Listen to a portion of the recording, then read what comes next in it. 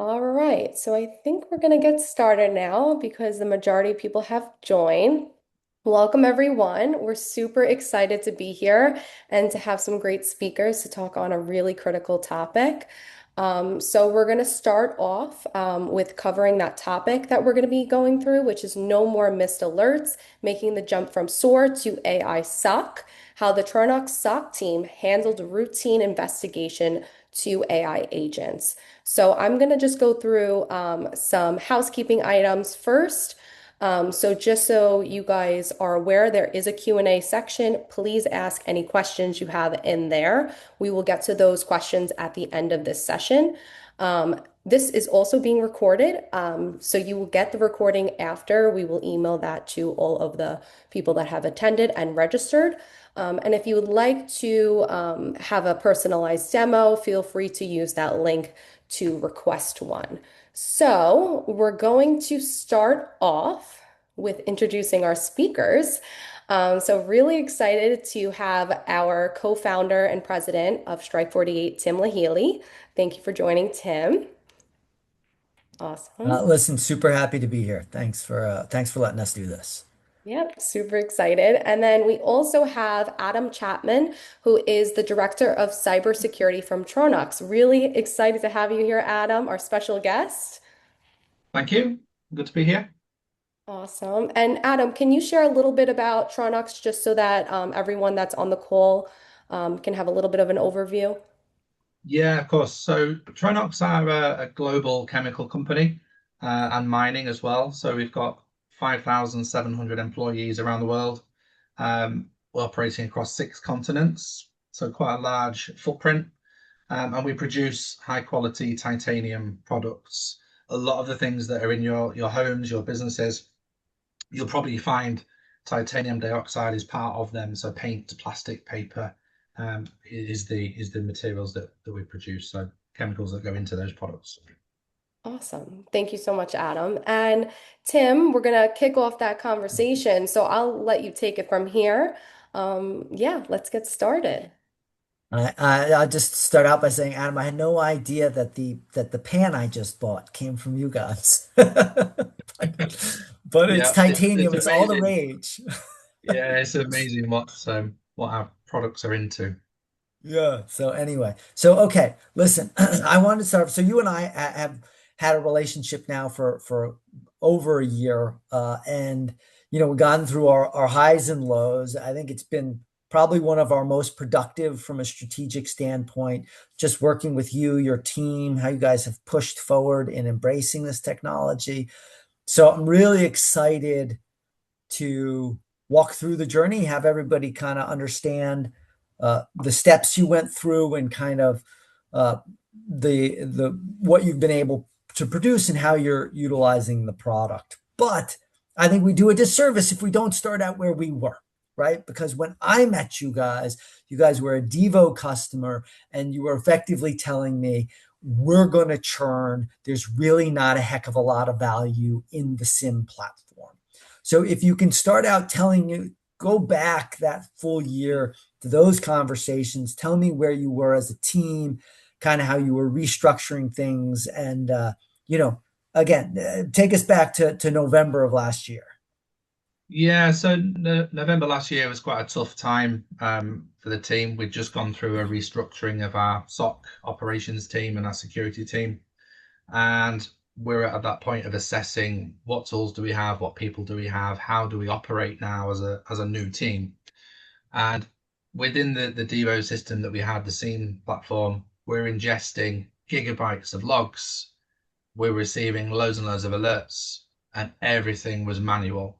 So it's quite quickly becoming apparent that the team are becoming overloaded with that number of alerts that come in. And you're manually having to sift through them to find the ones that are important, the ones that don't need attention. And it's just a constant battle. Then, as soon as you've cleared the queue, you get another five pop in. So it's that constant problem that you face in a SOC environment that you're never done. There's always another job to do. It Um, just doesn't really even work, does it? I mean, at the end of the it day, I mean, I doesn't have these scale. conversations over and over. It doesn't scale. The more data you ingest, the more alerts you generate. That the better you become, the more you find, but then the more you've got to deal with. So it's kind of that cycle that you think, well, right, great, we need an alert for this, we need an alert for that. But now we've got to triage them, and you kind of create work without realizing it quite easily. So you can And quite quickly out resource the team. yeah, you're always making that decision between coverage, criticality, and visibility. Like I have conversations all the time where people are like, well, listen, I'd love to ingest those logs, but it's too expensive. And if I did, I just have more work. Do you know what I mean? But so you're constantly in that battle of, not only what am I threatened by, but what can I actually achieve on a day-to-day basis? Yeah, yeah. The more you look, the more you find. It's as simple as that, isn't it? And what we've managed to do over the years, we've had the Devo platform for a number of years. If we had an investigation or an incident that's gone on, we've then developed an alert for that in case it happens again. And we've kind of evolved the scene through that natural cycle. But you get to a point where some of these just become noise, and it's very hard to work out on a day-to-day basis, what should I be doing today? What cases are important? What things don't need to be looked at by a human? What can I just put to the side for tomorrow, maybe? And that's the position that we were in. Yeah. So the So conversation was how do we get more value out of this system? And that was our conversation last year. yeah, and it was perfect timing because at the time we had really just launched, and let's sort of go into this. We had just launched our Strike48 platform, which sits on top of Devo. Actually, at this point, can sit on top of any SIM or storage or whatever.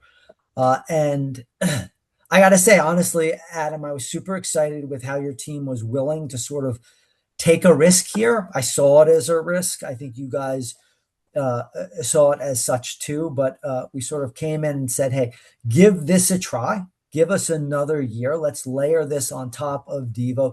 We think it's going in the direction you want it to. I think we were pretty upfront about the fact that we were exciting, enthusiastic, really passionate, but maybe it wasn't yet there. But you guys jumped in the boat with us. And again, I think it's been productive. But so tell us kind of from your side how you saw that, how you saw the vision, and what made you willing to give us another year. Yeah, well, first of all, I used the AI assistant that was built into Devo, and that was impressive enough to think, well, if there's something better than that, then this is surely worth exploring. And we got on a few calls. It must have been an early version of the product that we saw originally. And some of the things it was able to do, like the investigation of things, which is far quicker and a lot more thorough than what a human can do. So just that initial thought of what can this thing do for us? If you think of our problem of just just having a new team built and everything, we had the opportunity to build a brand new SOC from the ground up, which is quite a daunting thing, really. But this tool has helped us to do that. So the thing about on the screen there, that every alert analyzed, well, we took it right back to the beginning, and we started with our alerts and our data ingestion. So we had AI agents from Strike48 analyzing our current alerts. Have we got the right coverage? Are those alerts triggering when they shouldn't be? Are all the metadata, the entities, are they mapped correctly? All this stuff would have taken us probably weeks to go through all the alerts one by one and find the gaps in coverage, the gaps in potentially the queries might have been a little bit wrong or needed to be tweaked. So that was the first step, is cleaning up the alerts at scale, such that when they went into the platform, they had a lot more metadata around them that could then be ingested by the AI agent. So a lot of this was housekeeping, a lot of cleanup to begin with. But then once you've done that, it all starts to make sense. And did you have a few? I mean, we just talked about alert triage and enrichment and stuff like that. Did you have at the time where you were like, okay, this is obvious, let's use this for this? Or was there, again, you guys got into an early version of the platform. How much sort of startup time did it take? And at this point, just to be clear, you guys are very sophisticated users, right? So you really done some incredible stuff. But take me through a little bit of the learning process in terms of what you initially saw when we came and said, "Hey, try this agentic platform," in terms of the potential and kind of how you got up to speed and how you're viewing it now. Well, the actual setup process was fairly straightforward. The Strike48 team helped us with that.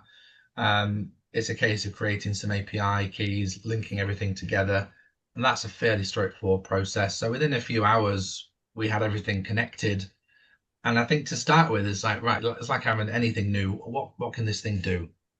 So what I've found myself doing was creating sort of quite simple questions. Oh, I'm investigating this alert. Tell me about the activity of this user. Tell me about this IP address, this machine. Starting quite basic, and you start to think, wow, this thing's pretty good. What more can it do? So I started off writing very simple questions, very almost like a co-pilot style a question that you'd ask another colleague, for example. And I just saw the power of it. And I think as I've got used to the platform more and the team are using it more, we've just learned to embed that in our day-to-day work rather than it being something, oh, I remember I need to go into this new system now to try this. It's now becoming the place I go to first, rather than the place I'd think about going to because I've forgot it exists. So it's definitely becoming embedded within the team now, which is good from the beginning.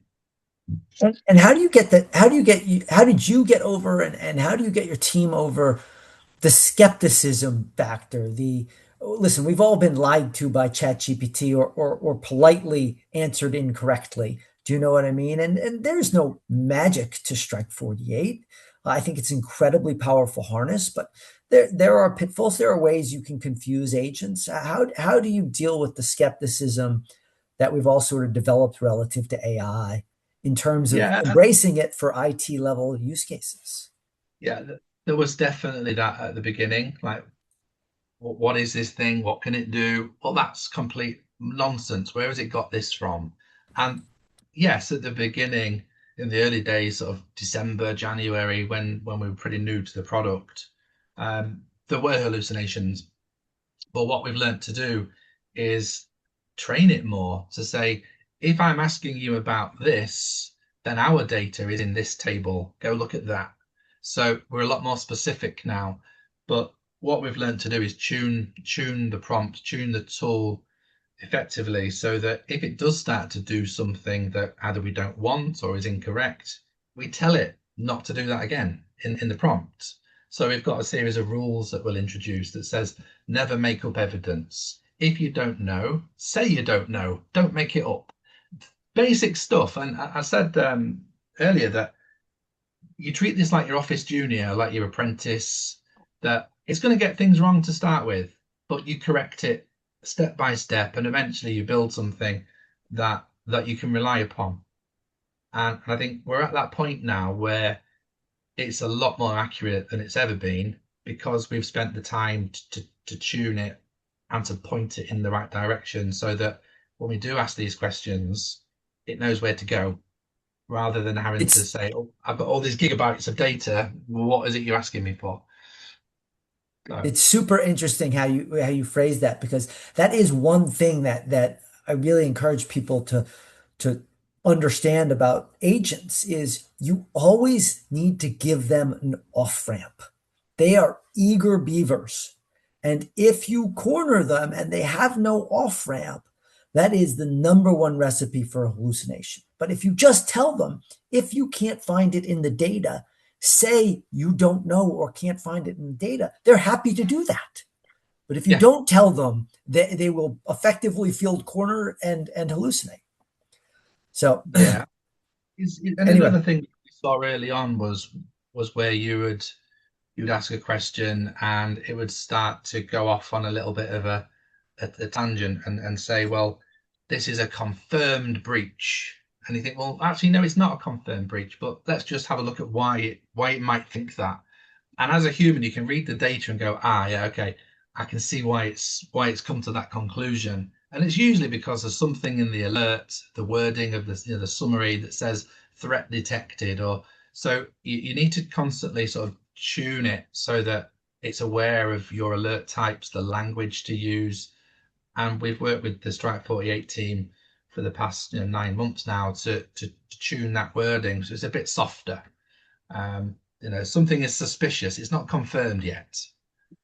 So Yeah. yeah, but it's all a learning curve on our part as well as a team. This is brand new to us, and we've had to learn to adapt as well. But I'm really happy now that we're in August, and it's now doing the bulk of the work for us versus before we had nothing. So Yeah. No. it's So really let's good. let's actually talk about that. Let's let's hop to your results and kind of this is a slide you put together for us. Tell us, kind of take us through where you were, where you are, and just give us the the before and after, if you will. Yeah, so we've been doing the alert tuning for quite a while. Got that done, and to a point now where we're seeing about 600 alerts a week, maybe more, maybe less. Obviously, that varies. But every single one of them needed to be looked at by one of the team. So that's quite a large workload. And what we found was the majority of those cases that fired, there were probably false positives. It was something that we'd set up as an alert, and actually, okay, in this context, this alert is okay. This isn't anything we need to worry about. So that's going to take, if you say 15 minutes each one, that's 150 hours of human time per week spent just doing that initial triage. And we all know that 15 minutes isn't long. You can soon go down a rabbit hole that could turn into an hour quite easily, depending on the information presented. So that is probably a conservative estimate. And obviously, because you've got 150 hours, you've only got a certain number of people in the team. They've got work to do as well as this. This isn't their only job. They're not just sat waiting for alerts to fire. They've got day jobs as well. So they've got other workload. So that slowly leads to an overloaded team. We've got their missed alerts, but I think it's more about prioritizing the work. What it means is the stuff that needs to be prioritized gets front and center, but it's quite easily for a low priority alert to go a little bit longer than you'd like before it gets looked at by somebody. So what we've translated that to now is we've got an AI agent doing a lot of the first level triage. So it will take a paragraph, that comes through in an alert that's got maybe an IP address, maybe a username, a host name, whatever's in there. And the first level is work out what's going on. So within a couple of minutes of an alert firing, we've got an initial AI triage that kind of puts that alert into context to say, what is this? Who is it? Where are they? What are they doing? And it will do a mini investigation on that. If the AI agent thinks this is something that needs to be escalated, it will escalate it to a second level investigation. If not, it will close that case on its own as a false positive. That was the skepticism to start with. That was where we thought, are we really wanting to trust effectively a computer to decide whether this is a false positive or not? So that was a real conscious decision that, are we really sure, right? So we talked about this quite a lot with the team, and to start with, we did baby steps.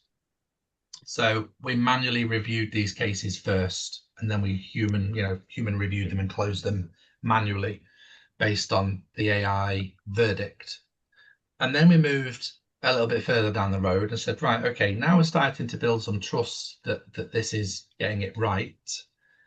Let's create a status within the platform that says the status of closed by AI. So now I can run a query once a day, once every few hours, however often, where a human can go and review those cases and say, okay, did AI make the right call? Yes, yes, yes, yes. That one, I need to pull that one out again, and I need to do that myself. But I'll write down kind of why that made that verdict, so we can tune it later to say, actually, if that happens, don't close it yourself. We want to do that. And that took probably a month, where we were sat there, just keeping an eye on things, making sure that the agent was doing what we'd asked it to do. And this is why I keep relating it to like a trainee, an apprentice, a junior, because if it does something wrong, you just tell it it's done it wrong, and it will then learn for the next time. But you need to put that time into tune. So once we've got that place where we're starting to close things on its own, we'll then escalate the remainder to another set of AI agents that are like deep investigators. So they're going to pick up a case by its type and investigate that using, you could say, a playbook that you use in a traditional SOC, but instead it's going to do that at machine speed. The stuff we're doing with Strike48, with like the identity alerts around MFA and failed password attempts and things like that, there is no way as a human you could do that level of work as quickly or as accurately as what this is doing. Now we've tuned it. So I think that the general message is you need to be on this thing to tune it, but you put the time in and it's just going to do it time and time again. So we've gone from a place, as you see on the screen there, where everything was manual, to a place now where 77.5% there on that screen in that particular week was AI closed.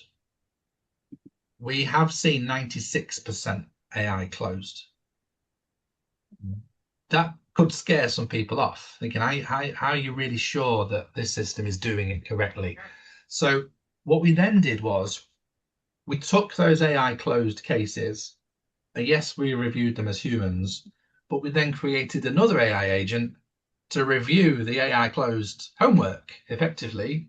So you've got one AI agent closing the work, closing the cases, and then a second agent comes along with a different prompt, different model to say, did it get it right? Was this the right decision?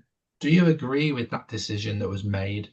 If you don't agree, open the ticket again, bring it back into the SOC for processing by a human. So that's what we've done over the past. It's only over the past month or so. This has only been running maybe throughout July onwards, and already you can see the numbers there. AI closure within 5 minutes of a case being opened. There's no way you could do that by hand. And what it means is the team have got more time now to spend on some of the things that do need to be analysed by hand. So we can focus on the important stuff. Yeah, what I love about how you've sort of positioned it and talk about it is I have this exact same conversation with people all the time. Sort of, how do you know? How do you not know? Did it get it right? Didn't get it right? But what I kind of tell them is, okay, in on the left hand of the screen, you've got 600 alerts that you can't get to, right? So there are X number of alerts, you simply can't get to them. You can view this as, hey, on the right side of the screen, we still have the 600 cases. They're AI closed now. You can still go through them if you want. It's not like they disappeared into the ether. They're now just fully enriched. You now can build strategies to go through them intelligently. And as you were saying, Adam, focus on the areas we really want to focus on. But it is not like you go from this situation of manual to literally the machine is just executing on your behalf and you have no recourse. That's just not the case. It's just you end up with a much better starting point from which to do your work. Yeah. And especially when you give it the organizational context, because we've not talked about that much. So, okay, you could put Strike48 on top of any platform, but when you tell it, this is my user directory, this is where my people are expected to be. This is our site office location. These are our IP addresses. It's then contextually aware as what I am. If I can give it an inventory of assets, an inventory of my people, where is everything? It's got that baked in. So it instantly knows whether is this friend or foe? Is this an IP address that we know about? Or is this not an IP address we know about? And in the past, it would be moving between different platforms to get that information and to look up in Excel, some spreadsheet somewhere where I've got this information, or a CMDB to find out about this asset. It's just in there now. But I think at the beginning, we didn't have that appreciation for how powerful this thing can be if you give it the right information to start with. So Yeah. what I've learned, the more you give it, the more accurate it's going to be. I had this presentation I had to do at Black Hat, and they sort of asked me what my hot take was. And you're asked to be provocative in that statement, right? Nobody wants to say my hot take is AI is interesting. Do you know what I mean? So, and my hot take has always been that all these vendors that are building AI directly into their platform, and I'll throw Splunk under the bus because it's the perpetual boogeyman we all fight against. But, the Splunk embedded agents or the Sentinel embedded agents, to me, my hot take is they're missing the point, right? The real strength is implementing it over the entire IT stack, not just embedding it in any one product, because it does benefit from all the things you were just talking about. It's just a better solution. Maybe the SIM is the heartbeat, but giving it access to your employee directory, giving it access to your EDR, giving it access to your ticketing system, all enrich it and result in a better outcome. Definitely. Yeah. And to that point, we've got a vulnerability scanner. It doesn't have any AI capability at all. But I can now point Strike48 at it and create an agent that says, tell me about the top 10 vulnerabilities that was reported in the past 24 hours. And it'll go off and research them, tell me about them. And it's kind of mind blowing how it does that. But if you think about a typical security stack, you've got on the diagram there various points.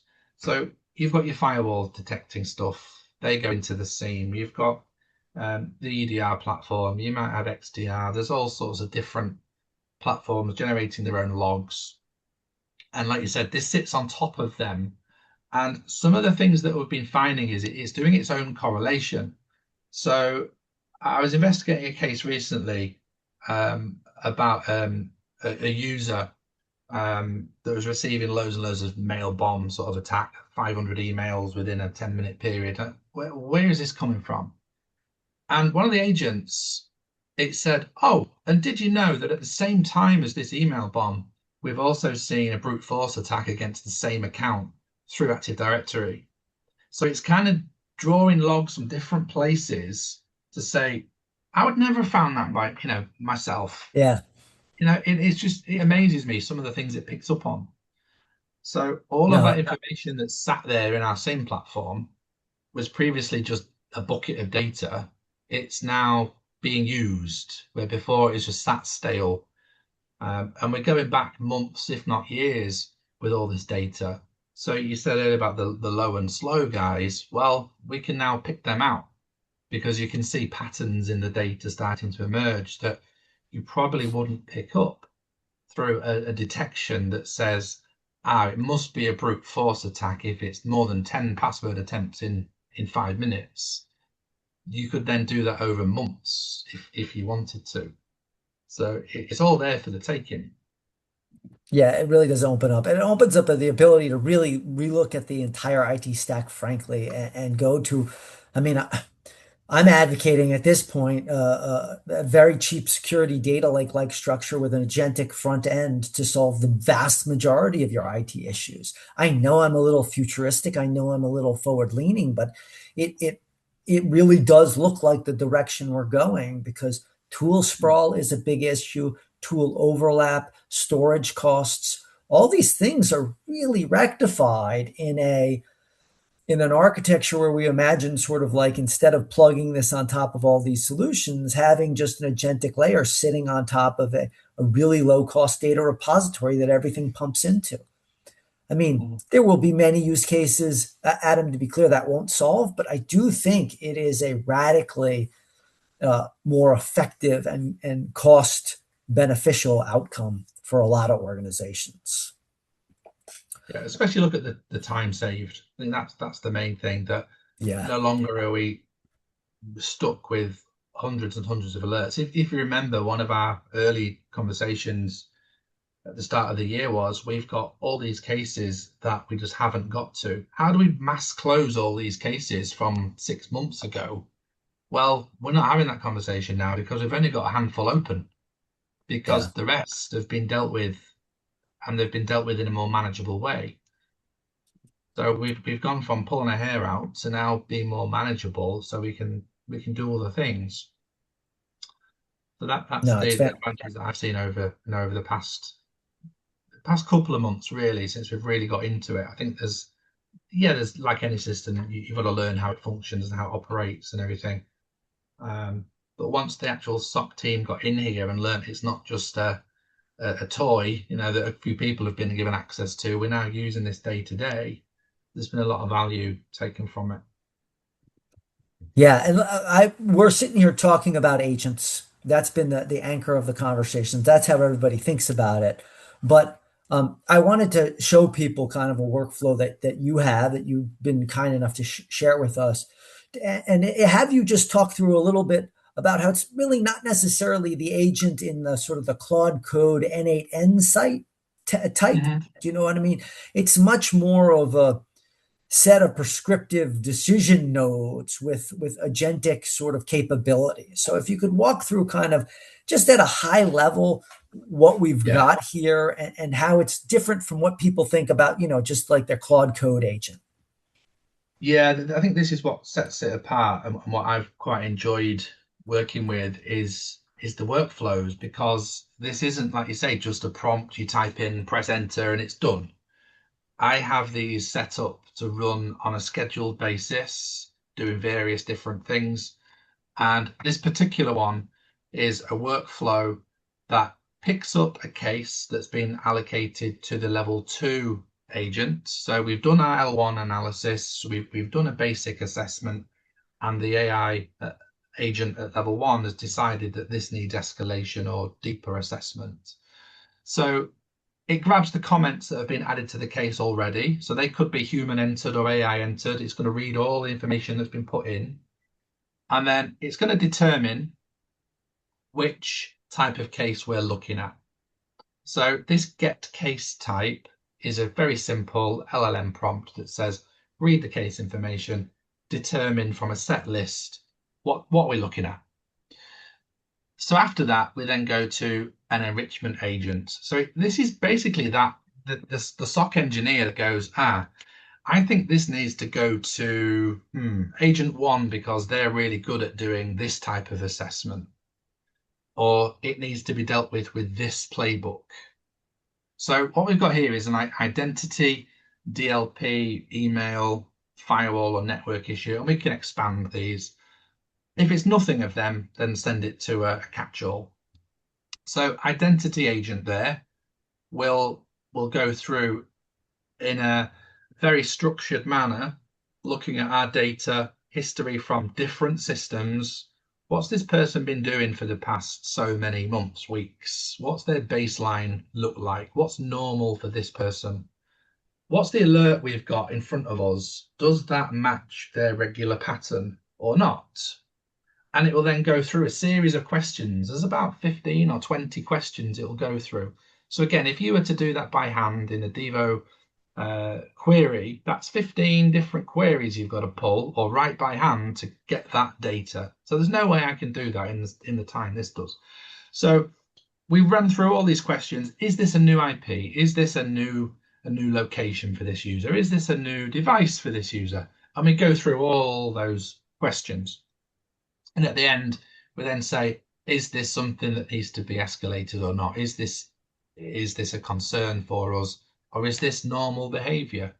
And we always obviously check with the user and do all that validation, but this has done a lot of that work for you. So by the time the alert comes to you, as an agent, you've got everything you need in front of you, probably more, to make a decision on, is this something I need to be concerned about or not? And you've got the results of all those questions that you've created. This isn't something that we've just downloaded off Strike48 as a template. We've built these ourselves, and it's been really successful. And this is what's doing a lot of the time saving, because there's no way I could do all this work as an agent by hand to the quality and the scale this can do it at. And these aren't just running in isolation; these things are running in parallel. So I'm running this identity agent, for example, and I've given it these 5 questions to ask. It's running 5 parallel queries and bringing the data back. It's not some sequence that that goes on step by step. So it's really fast. So that's one No, example of the workflow. yeah, it is. I'm always blown away by the development team, the technologies they've factored into this thing. At this Yeah. point, this thing can blow out thousands of agents at once and just do Yeah. incredible work. So, Yeah. but we have sort of stretched beyond the 35 target minutes here. So I'm going to just sort of uh, really spend a few minutes, Adam, if we could just talk about kind of how you guys look. You've accomplished a ton in the last year. It's just amazing. I'm super happy to have been on the ride with you. Kind of what are you looking at to do next with the platform? Are there areas where you want to sort of, hey, tiptoe into this additional exploration area, or areas you really think, hey, I'm pretty positive we can get a lot of value if we expand into these use cases? Yeah, I think this section, let's say the next 12 months, is going to be really interesting, because we've now got to a point where we've got cases that need to be looked at by humans, and a lot of cases just need that extra bit, like an email to the end user, an email to the manager. It could be a Teams message. So I think the next natural step is to try and remove those steps, so that the workflow is automatically contacting the end user, the line manager, whoever, by email, Teams, so that is reduced, so that within a couple of minutes of an alert firing, you've got a message going to the end user saying, hey, was this you? Do you recognize this activity? Um, and reading that feedback back into the platform would be pretty cool. But I can see this in the future starting to take remedial action. So once you get to a point where you're confident that the system is getting it right consistently, would you be confident enough to say, well, actually, I'm okay with the AI agent going off to isolate an endpoint, disable a user account, reset a password? I think it'd be nice to get to that point where you don't need to make a human decision. But at the moment, I think we're still, like I said earlier about baby steps, we're at that edge now of, what is it when I get this case, am I always doing constantly? So I get a case, first job, oh, well, we need to contact the user. Well, let's get rid of that bit. The user confirms, this wasn't me. I don't recognize this activity. I have not been to this country. Oh, why can't AI close that user down, or suggest remedial action, or start to do that on your behalf? So the MCP connectivity, I think, is going to be important to enable Prospector and Strike48 tools to reach out to all the platforms to affect them. So EDR isolation is just one example. So that's where I can see it going from a SOC perspective. But Yeah. there's more We, to I it was than gonna that. Yeah, Yeah, I was it going to can. say we have customers sort of all over the map. Most are less sophisticated than you in terms of building the system. Some have actually been really forward-leaning in terms of what they're willing to let these things do, which is always a little surprising to me. But it is a huge spectrum out there. Yeah. Yeah, so that's where I think we could take it. There are other examples I just used there, like we've started to experiment moving away from alerts. So can you point an agent at a set of data, a set of logs, and say, find things in this bucket of information that I need to know about? What have I missed in my alerts? There's always that thing in security of, we expect that we will see these type of activities. This looks bad. But what if a new attack vector comes out or a new technique comes out that you don't know about or you've not anticipated, can you get an agent to look at firewall logs for the past 24 hours or whatever and pick out important things that you might have missed? And I have had success with that before as well. So can you get that to run on a scheduled basis? So pick out the things that I need to know about, move away from the traditional rule book of this is bad, so it must be an alert. That's pretty cutting edge as well, I think, in some cases. Yeah, it's and I actually feel like it has the potential, and you've had success here, so it's always exciting to listen to the successes you've had on this front. But it has the potential to truly deliver what UEBA was supposed to, right? There's some idea that you get this true sense of normal, and then you can just find the random anomalies and reduce the risk that way. I mean, I think that has been a journey that has been less productive than we all hoped it would have been. But this feels like it's actually delivering. I have seen it pull out Impossible Traveler without having been asked about it. I've seen it pull out anomalistic activity in some environments that really did ultimately lead to a discovery of an active attack. Yeah, We've had yeah, that in a proof of concept. It's crazy. yeah. We've it's part of the testing process. I didn't mention earlier that we've run the prospector agents against a known incident to see how it compares to what we found out in the SOC. So if you've got an incident that you know about, you know what happened, you've investigated it by hand, then run the agent against it. Did it come up with the same information you did? And that's a good validation step. Or you do it the other way around and Yeah. you get the agent to do the investigation first and you then follow up afterwards as a trust sort of validation step. But yeah, it is finding things that alerts don't find and correlating more than you would typically find in an alert, because in a defined alert, you're expecting things to happen. And what if the expected things don't happen? Or you get 9 password attempts in 10 minutes rather than the 10 that you're alerting Yeah. for. Right. Those things, this is where it really helps. Yeah. So yeah, No, there's loads of opportunities. Now a case of working out where do we want to go next. That is difficult because there's so many ways you can take this. it's certainly exciting. Super exciting. So anyway, listen, Adam, I really appreciate you taking the time to sort of take us through your journey. I think it's super instructive. It's super inspiring, frankly. And I think it's what other people in the market need to hear, because the reality is you really have to embrace it. You're going to have to embrace this stuff or you're going to get left behind. No one wants to get left behind. So seeing people like yourself be brave enough to embrace this a year ago and actually having it be fruitful is, I think, a really powerful message. So thanks for taking the time. I really appreciate it. No, you're welcome. Marissa, do we have Awesome. any questions? We do. So we have a good amount of questions, but obviously we don't have as much time because we went through some really good nuggets here. So I'm going to go through just a few questions. And then anybody else that has questions, obviously you can reach out as well and we can get that to the team.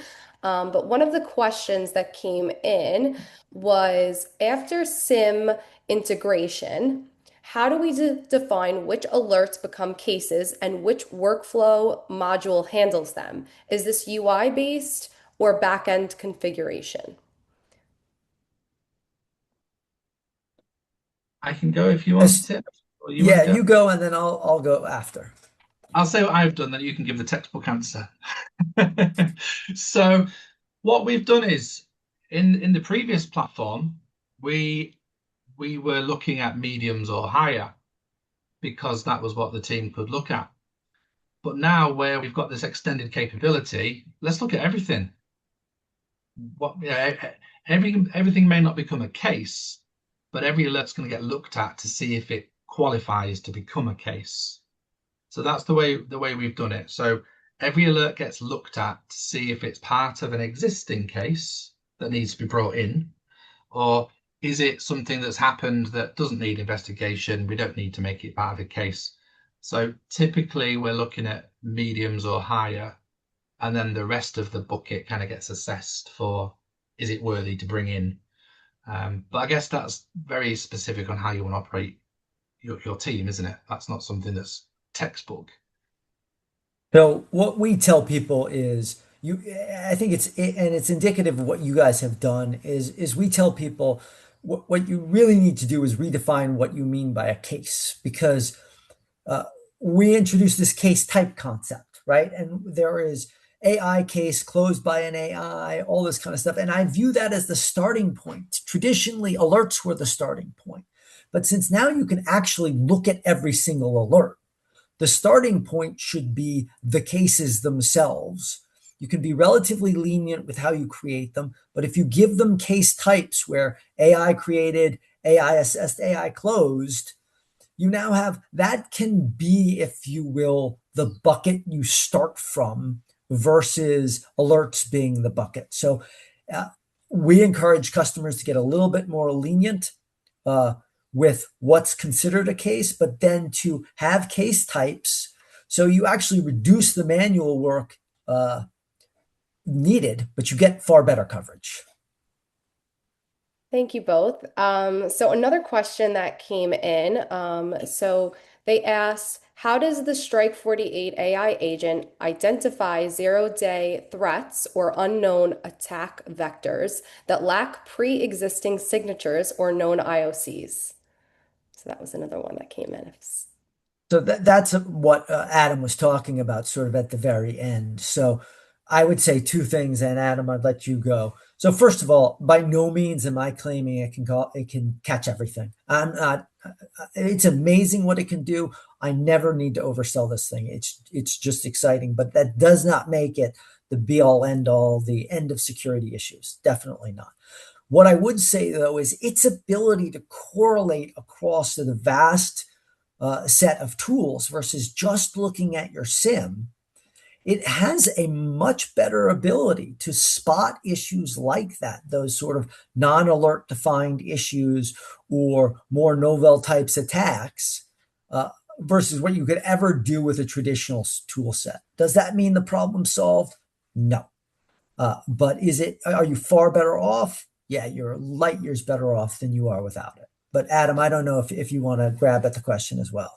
Yeah, I would agree with that, but I think XDR plays a big role in that and ingesting that information into the SIEM as well. So you get in user behavior monitoring, so you're kind of seeing what's happening within people's machines. But I think we've got to remember that this is effectively a SOAR type platform. It's not there to detect incidents as they happen like an XDR or an EDR platform would. So I think this is looking at things slightly after the fact.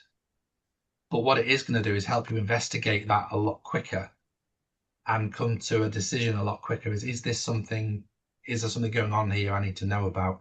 So I don't think it's necessarily going to detect any sort of zero day on its own, but I don't think it's engineered to. I think Tim, you might want to comment on that, but I feel like this is more of an investigation platform that's looking at what's happened rather than what's happening. Does that make sense? So yeah, it makes total sense. We do have Yeah. customers that are leaning a little bit more into the the 0 day detection capability of it, but I would still agree heavily with what you're saying. The sentiment of what you're saying is spot on.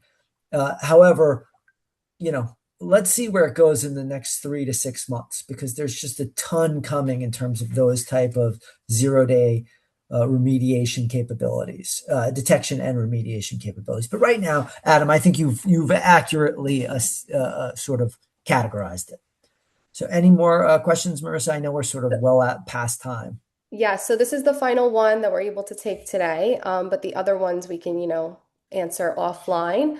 So to wrap it up, has Adam or anyone on his team considered any other agentic AI companies in this space?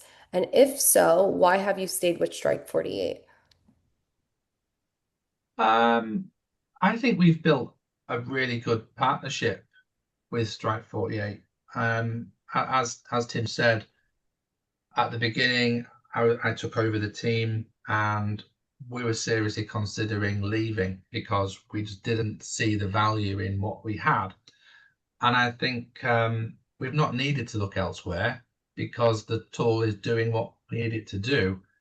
I haven't found anything that compares either. So even if I were to go shopping, would I find another platform that does what Strike48 are doing? I think a lot of it that I've seen, like EDR platform demos, for example, they have an agent built into the EDR platform. Brilliant. But that only lives in the EDR platform. That's all it can ever do. And I think bringing it on top of all the platforms is what makes it unique for me. I've not found another tool, that does that. So that's one of the reasons why we've stayed. But the support that we've had from the team, everyone that we've met and dealt with has been super helpful, super friendly, and everybody wants to help. We're in this together as a partnership rather than like a supplier customer relationship. It feels to me more like a partnership that we've built. And I don't think that's because we've been closer on this team. I think generally you're nimble enough to be able to to assist people where they need it, and I don't think you get that from the big players. So yeah, and I'm not been paid to say that, by the way. I appreciate No, that, thank you. Adam. It's very nice of you. Yeah. Putting you on the spot, Adam. Yeah. How many vendors or product suppliers have you met the CEO of on numerous occasions on Teams? I've met Ken a few times now, and that's what adds the value, I think, is from the very top, understanding what the customers are needing.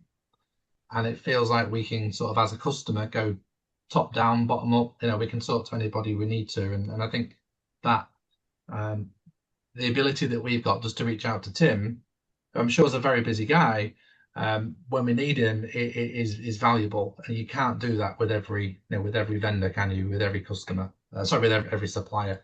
It's just not going to happen.